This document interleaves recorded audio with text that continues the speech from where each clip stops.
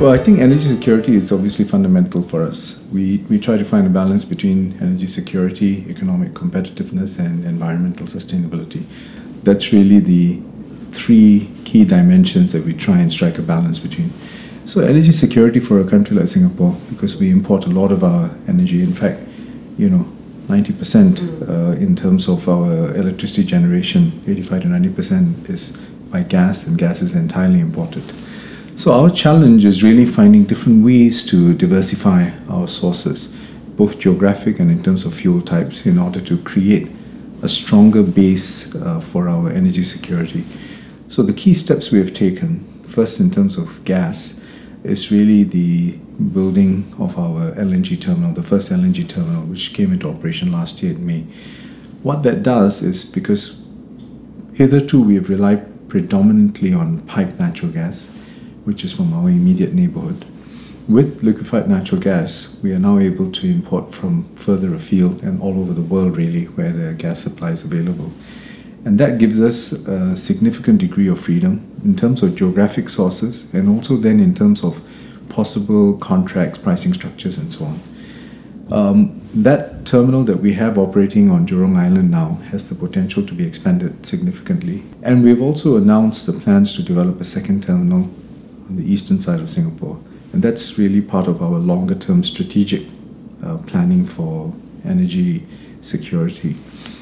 The other dimension in it really is in terms of other sources. We are fairly limited in terms of alternative energy sources that we can explore.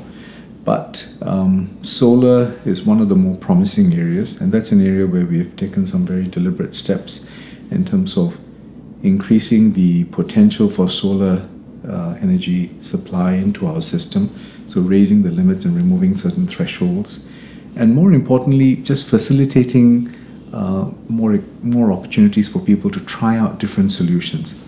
So we have microgrid in Pulau Ubin, which allows for certain types of experimentation, and we have other, with HDB, the Housing Development Board, we are working on different types of pilots.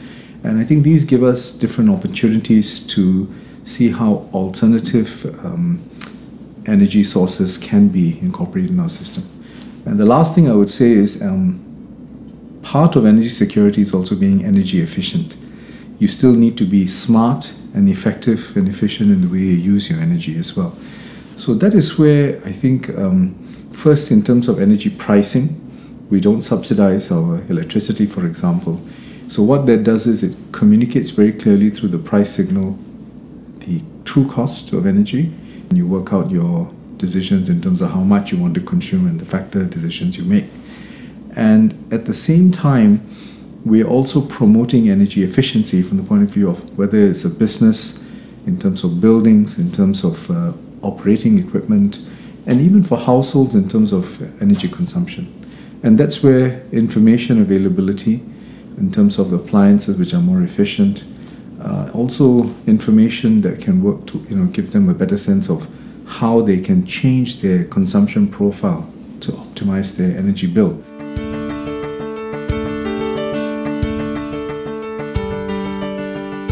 I think the key thing for us is ensuring competitiveness in the market. We want to ensure that in every part of the value chain for energy in Singapore, we engender as much competition as we can, because that is probably one of the strongest ways of ensuring that we have an efficient and robust industry in the provision of energy sources for Singapore. So it starts with something like our fuel supply, gas. And so today we have pipe gas, and we've got one supplier of LNG coming to Singapore, which is BG. And in June this year, we just announced a new request for proposal to extend this LNG supply to the next tranche. And we're running it as a competitive process. And our intention really is to continue to embark on consecutive competitive processes in order to bring in new players into our market, in order to give our consumers choice and to create more diversity in the way such gas and fuel enters the Singapore market. So that's at the gas level. If you look at electricity supply, we have got several generating companies today, and they then create a very competitive market in terms of selling electricity into the Singapore system. And on the demand side, we have significantly opened up the opportunities for consumers, and specifically larger consumers, which means mainly businesses, but also some maybe larger residential areas and town councils and so on, who can then now start to contract because they become part of the contestable market. They can contract with different energy suppliers, electricity suppliers for their own needs. So that gives them choice and options in terms of how they want to structure their consumption and the contracts that go with the consumption.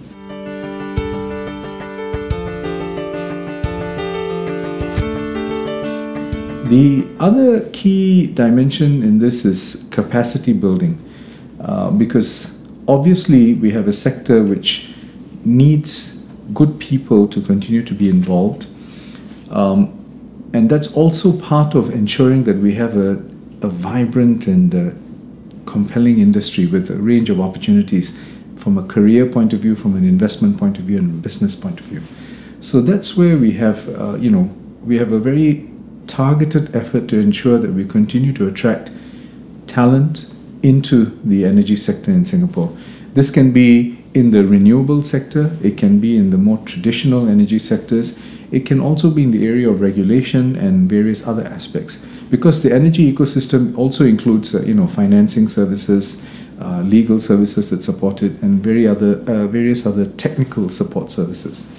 So one of the key things we have done here is really launching this energy sector scholarships in order to attract young people to take up careers in this field.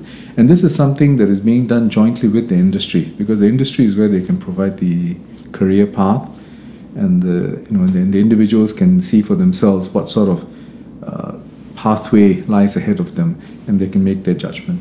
I think the most important point in this is really to signal to a younger generation of Singaporeans there's an interesting range of possibilities in the sector. It can be, as I've said, in very diverse areas, and all of them are quite compelling.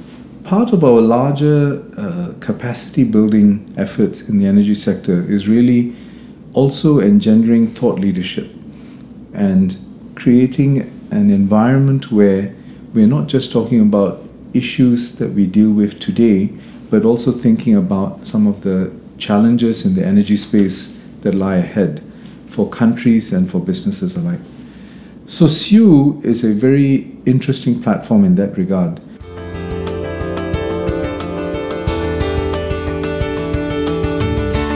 I think one of the defining features of the Singapore International Energy Week is that it is in Asia. And Asia is where you have significant global growth today and for the foreseeable future. And that growth is going to drive energy demand, and therefore the quest for energy solutions, both conventional solutions but also alternative solutions. So I think that is going to be one of the main value propositions of our International Energy Week. We are in Asia, where the center of gravity in terms of global growth, and that's going to create its own impetus in terms of looking for new and different energy solutions. The other element of SIU is, of course, that it brings together government leaders. So we have various ministers from regional countries, brings policy makers, so officials in the energy sectors from the regional and other economies, and many come from further afield, and also business leaders and academics and researchers in the space. So it creates a very good platform to challenge each other and look at ideas from different perspectives. And in that regard, I think these sort of diverse perspectives, in one platform, creates a very useful opportunity for all the parties involved, whether you're from the business or from the government sector. I think the last point I would make about SIU is that it also, although we say it's a Singapore International Energy Week, it is actually composed of a variety of subcomponent activities. And they straddle, whether you're talking about the renewable sector, whether you're talking about the oil and gas sector, and also some of the supporting areas like financing and infrastructure type activities, and so on. So we have different fora that come together to make what is SIU. We also have a segment with the youth. So what I think is good about that is everyone has something in you, and if you have a particular question or a particular issue in mind, you're probably going to find a forum with appropriate business and government representation where you can engage to try and further your thinking on that.